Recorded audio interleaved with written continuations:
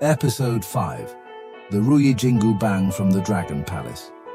After returning in triumph from defeating the Demon King of Chaos, the Monkey King, son Wukong, took up a great sword as his prize. He trained his monkey army tirelessly, teaching them to wield bamboo spears and wooden swords. They practiced battle tactics, raised flags, sounded drums, and camped in formations, all under Wukong's instruction. However, one day, Wukong grew thoughtful. If we continue like this, he mused, people might take it seriously.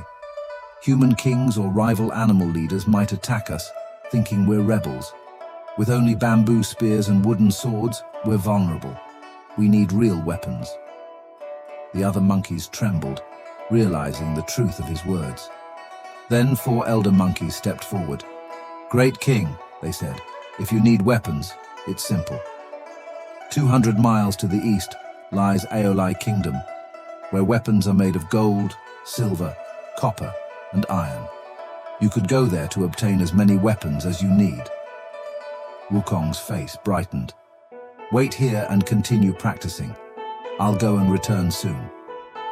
Wukong leapt onto his cloud and in an instant soared across the waters, arriving at the bustling city of Aolai. He thought, why buy weapons when I can simply take them?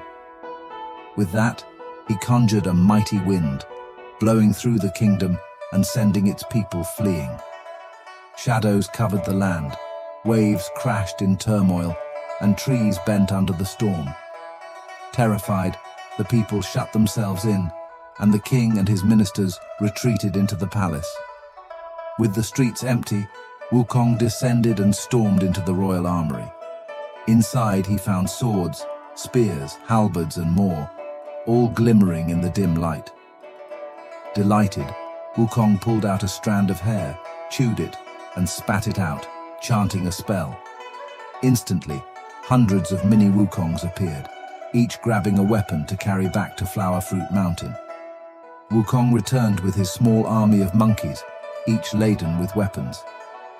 The other monkeys on Flower Fruit Mountain watched as Wukong approached, the sunlight glinting off the stolen treasures. "Come, take your arms," Wukong called.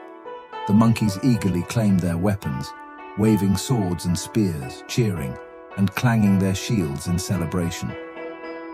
As the days passed, Wukong's army grew.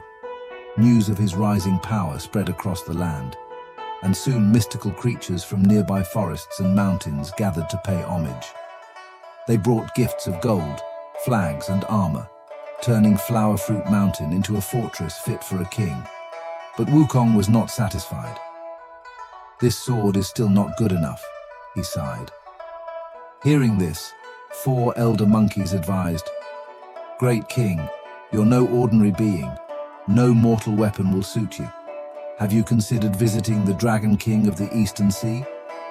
Intrigued, Wukong decided to go and see. He dashed to the iron bridge by the mountain and dived into the water, using his magic to split the waves. As he descended, a sea patrol led by a yaksha blocked his path. "Who are you intruding upon the Eastern Sea?" "I am the Monkey King, son Wukong," he declared. The yaksha hurriedly reported to the Dragon King, who, not wanting trouble, came out to greet Wukong with his sons and soldiers. "Welcome, great sage," said the Dragon King, trying to hide his worry. Wukong wasted no time. "I've come to borrow a weapon," he declared. The Dragon King brought out a large sword, but Wukong dismissed it as too light. Next, they presented him with a 9-pronged fork, weighing 3,600 pounds, but even that failed to please Wukong. Finally, the Dragon King had a halberd weighing over 7,000 pounds brought forward. Still, Wukong found it lacking. The Dragon King's wife then whispered to him, "Why not give him the Ruyi Jingu Bang, the magical staff used by Yu the Great to measure the depths of rivers and seas?" Following her advice, the Dragon King led Wukong to the treasure, a massive iron pillar that glowed with mystical energy. Wukong touched it, and finding it responsive to his will, shrank it to a more manageable size.